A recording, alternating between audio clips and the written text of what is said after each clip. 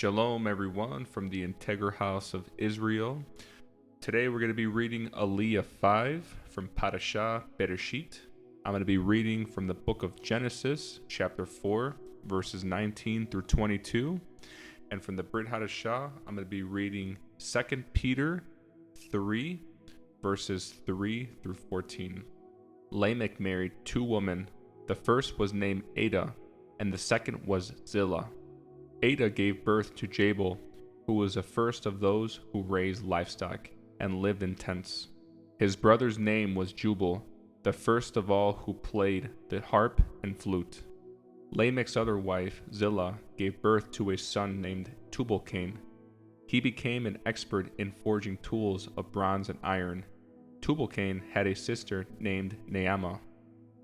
Next, I'm going to be reading 2 Peter chapter 3, verses 3 through 14.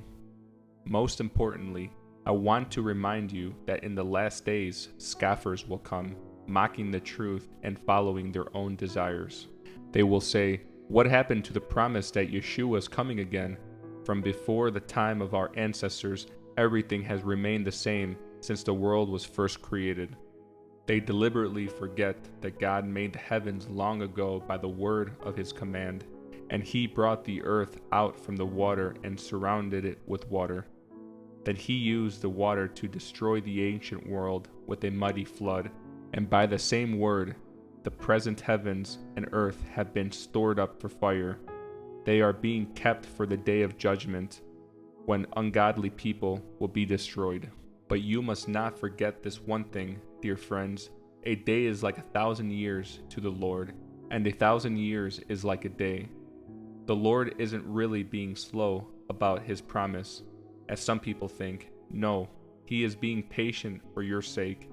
He does not want anyone to be destroyed, but wants everyone to repent. But the day of the Lord will come as unexpectedly as a thief. Then the heavens will pass away with a terrible noise, and the very elements themselves will disappear in fire, and the earth and everything on it will be found to deserve judgment. Since everything around us is going to be destroyed like this, what holy and godly lives you should live, looking forward to the day of God and hurrying it along. On that day he will set the heavens on fire, and the elements will melt away in the flames. But we are looking forward to the new heavens and new earth he has promised, a word filled with God's righteousness. And so, dear friends, while you are waiting for these things to happen, make every effort to be found living peaceful lives that are pure and blameless in his sight.